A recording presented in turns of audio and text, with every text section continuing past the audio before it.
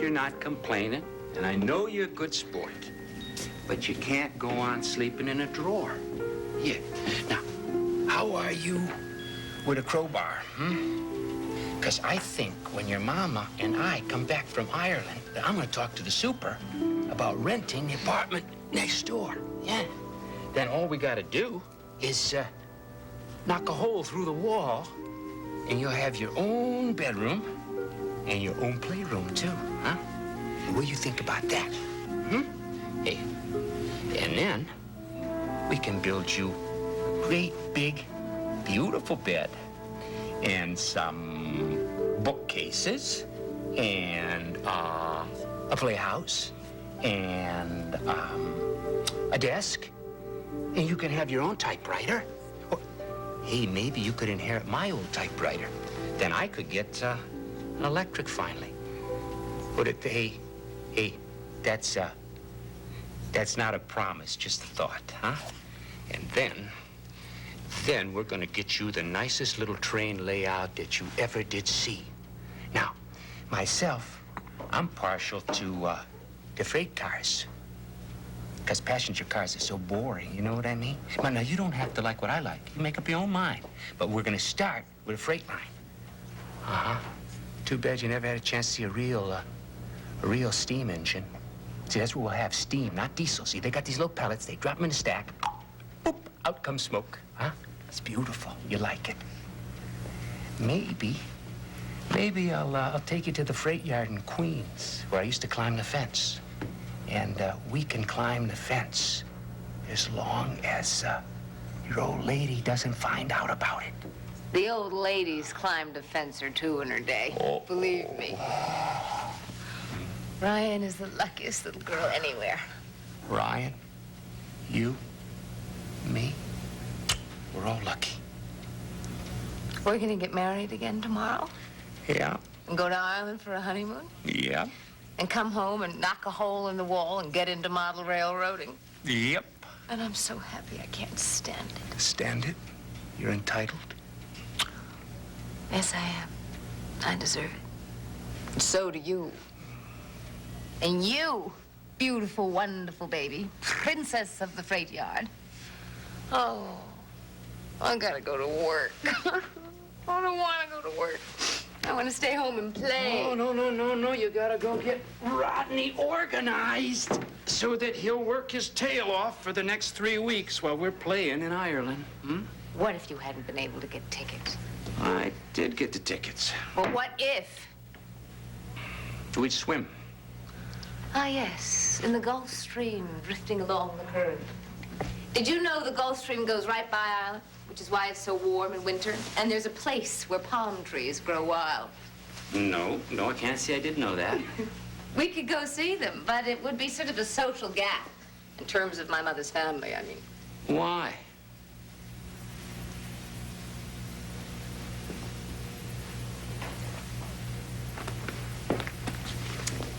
It's a place where the English go on holiday. Oh. Hello, mon petit. Come on, honey, let's go. Oh, could you leave her with me today? It's not too late to call off Miriam, is it? No, but I thought you had so much to do. Oh, well, I finished the column, and all we got to do is pick up the airline tickets and some things at the cleaners, and she can go with me for that. And then, well, we got a couple of calls to make, and I'd like to have her along. Sure. Oh, Ma invited us for leftover turkey this evening, if you're interested. Oh, sure, particularly if there's more of that stuffing. There is. And potato pancakes. Is it too much? I mean the family 3 days in a row. Oh, no, I'd say so if it were. Terrific. Goodbye. Goodbye. Oh, where's her good snowsuit? Top drawer, right. Okay. Ooh, do you know how much self-control I'm exercising and not asking where you're going? A model of self-discipline. Okay, say bye-bye to Mama. Bye. Bye. That's right. Okay, here. Let's see now. Hey, look at that. Oh, you are a knockout in pink. Did you know that, huh? Did you know that?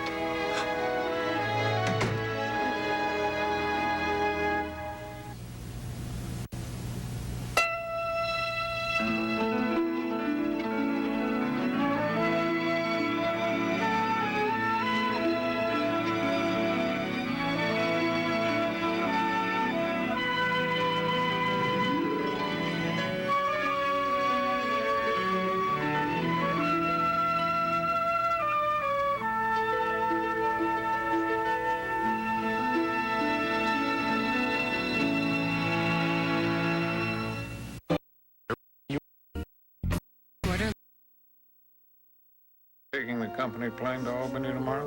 No, sir, the limo. Fine. Put Greenhouse in the jet and send him to Kansas City. I want the audit in my hands tomorrow. Very well. Is everything in order for the trip to Albany? Hotel accommodations, security, and the arrangements for a small reception, cocktails only, following Mr. Ryan's speech. Oh, and at Mrs. Woodard's request, an item will be placed in page 3 tomorrow, citing Councilman Frank Ryan of New York City as the prime behind-the-scenes mover of the Adamo Lyons bill. Funding for urban neighborhood health centers. Precisely. That's an ingenious thought. This bill will be very helpful to the Albany people. They should be quite well disposed toward Councilman Ryan before he even arrives. Indeed. Do you suppose Frank's even aware of Adamo Lyons? Oh, surely he is. Where is Ray? Oh, she wasn't in the room when I arrived. Miss Lawrence said that she was out doing some errands.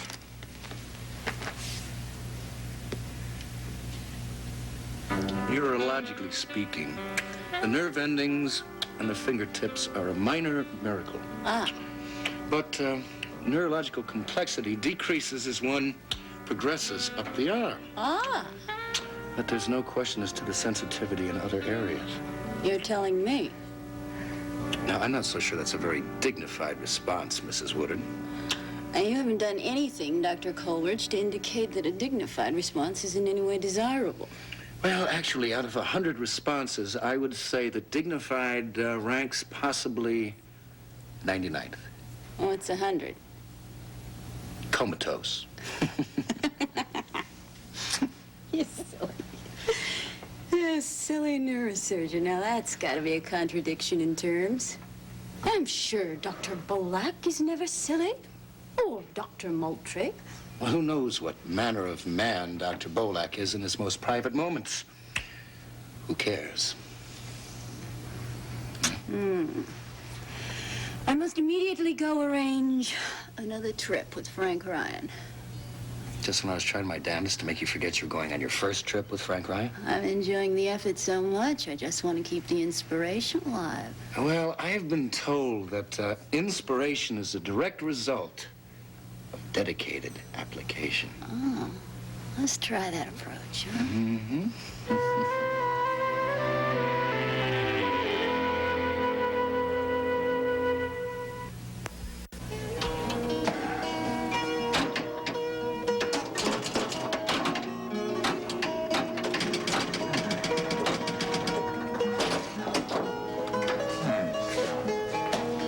What about little Jen, huh?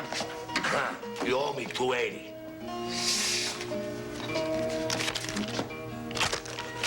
Yeah.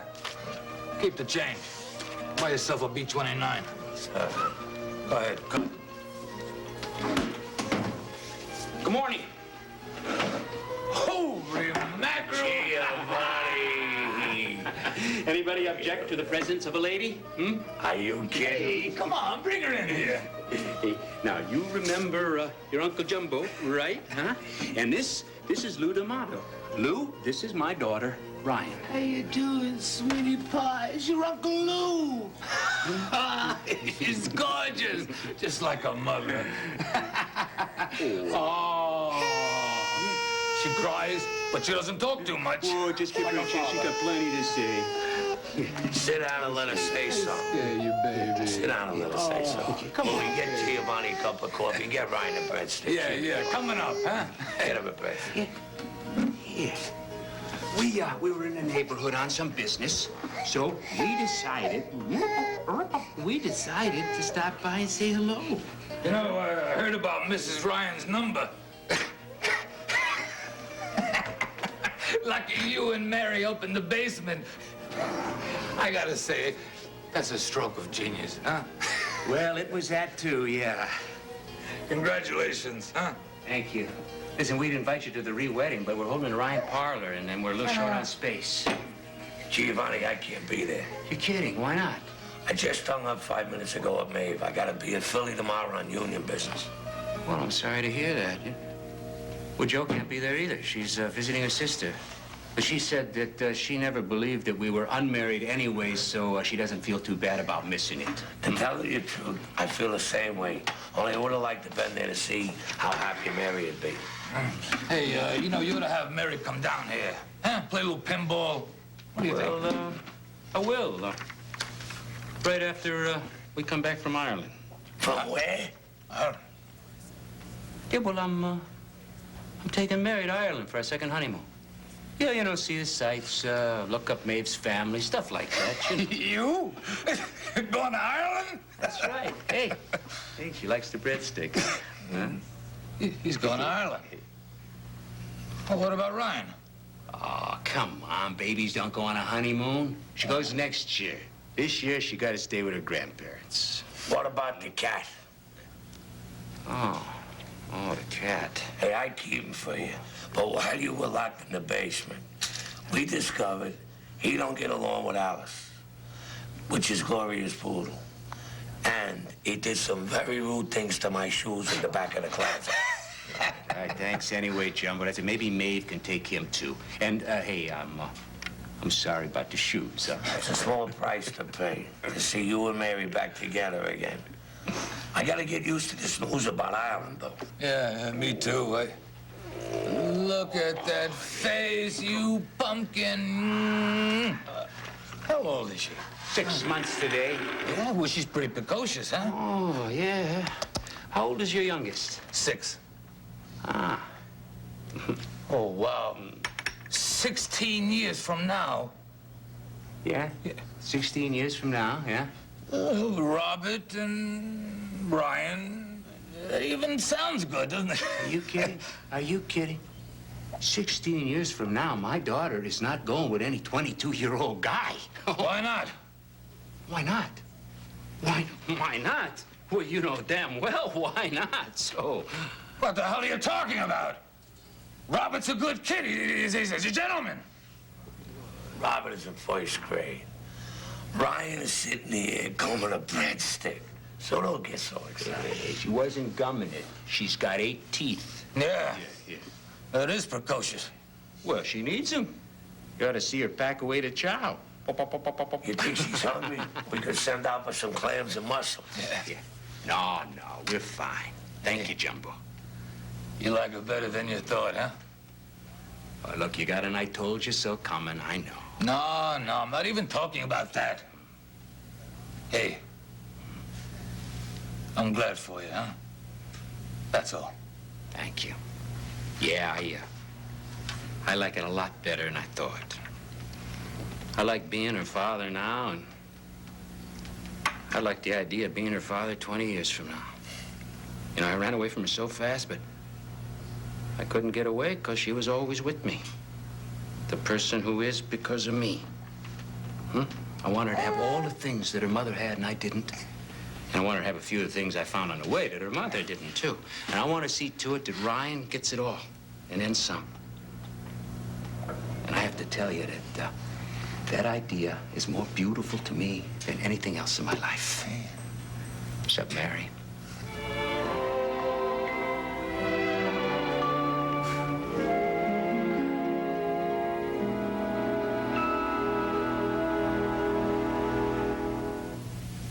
This week. Let the tax claim to company.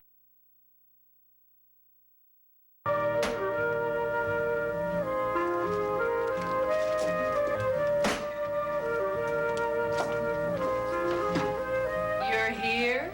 You're real? You're not just a voice on the telephone. Oh. And if this is what 24 hours in a basement does for you, we've discovered a new beauty treatment. Oh, you in the basement, pal. This way, I owe you one. One husband, one wedding, a happy ever after. Lead me to it. And count me in on the sandwich.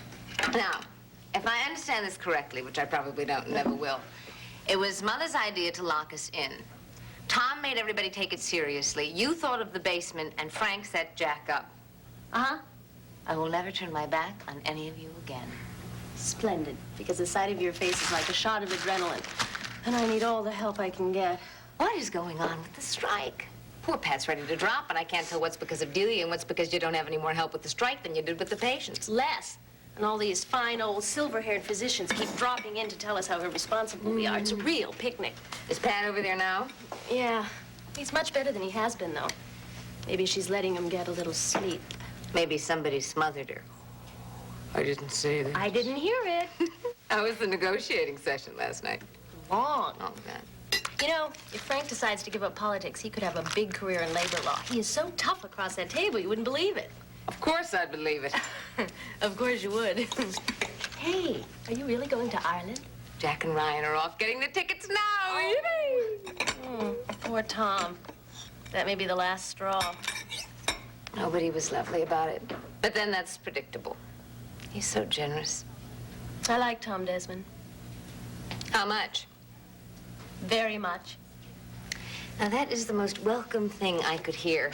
He needs friends more than anyone I know. Oh, my dear. Could you fall in love with him? I don't know. Oh, Faith, please try. Forget about him. You make me feel so much better. I'm supposed to fall in love with Tom to ease your guilty conscience about it. Yes. He deserves you, almost. But he's still in love with you. Don't. Come on. Come on, Molly. don't you feel guilty? You tried to love him and you couldn't. He knows you made an honest effort. Oh, I hope so. Has he said that to you? More or less. I think it's going to be a while before Tom is ready to think about falling in love with anyone, which is actually just fine with me. What do you know about him? Well, I know that he's a wonderful storyteller, and he makes me laugh. And he's shy and protective about who he really is. Who is he? How do you mean? What does he value? What does he enjoy and why? How do you mean? The same. I'm not so sure. There's something... Like what? Some hesitation, some evasion, something unsaid whenever anyone asks a question around Tom. There it is. He is a very private person. But it's more than that. Do you know anything about where he came from or what he did in Ireland? Oh, not much. Why not? I never asked. You? I don't believe that for a minute. He doesn't want to talk about it, so I didn't. It's just that simple. Your mother's in on whatever it is, isn't she? Well, Mother and Tom have become good friends, but she really doesn't know any more about him than I do. Okay. Look, if you want to know about Tom, ask him. In fact, why don't you invite him over for an evening and whip up one or two of those little French dishes and break open a bottle of wine, and then as tactfully as only you can be, see what you can find out. And let me know, whatever it is. Would you like lettuce? No. Thank you.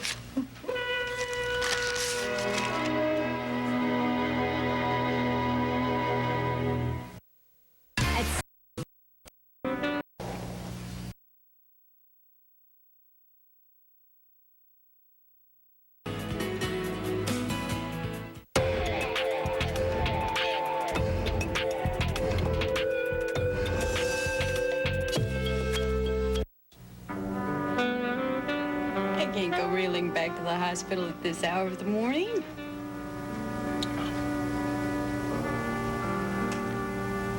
You're not going back to the hospital at this hour of the morning. I don't want you to go back for several hours. No, no, no, no, no, no.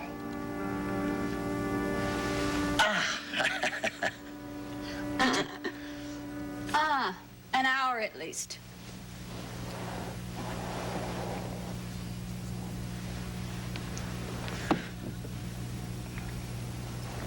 And,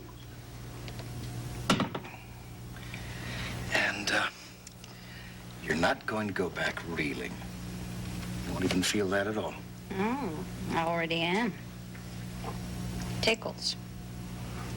Unpleasantly? Vigorously. No, no, no, no, no, no, no. I have a much better way.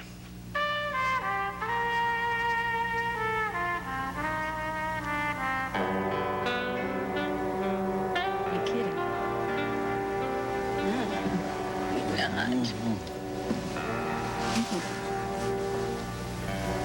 Mrs. Woodard will return any minute, I'm sure. Royal, before you go, call Frank Ryan's office. See if, by any chance, she's stopped off there. Certainly. Don't you ever forget a phone number? Not if I can possibly help it. Yes? Oh, this is Mr. William Woodard's assistant. Is Mrs. Woodard with Mr. Ryan at the moment? I see. Do you have any idea where that might be? Well, when is he expected? Thank you so much. No message. Neither of them's there. Well, Mrs. Woodard spoke to Mr. Ryan earlier today. He left his office about a half hour ago, and he's not expected back until about noon. It's 45 minutes. All right, Royal, thank you. Mr. Woodard, may I ask, is there, have you been having some doubts about the endorsement of Mr. Ryan? Not yet. Do me a favor, will you? Of course. I want you to keep an eye on things up in Albany. When you get back, I want your opinion about the nature of the relationship between my wife and Councilman Ryan. Do I make myself clear? As always, Mr. Woodard. Perfectly clear.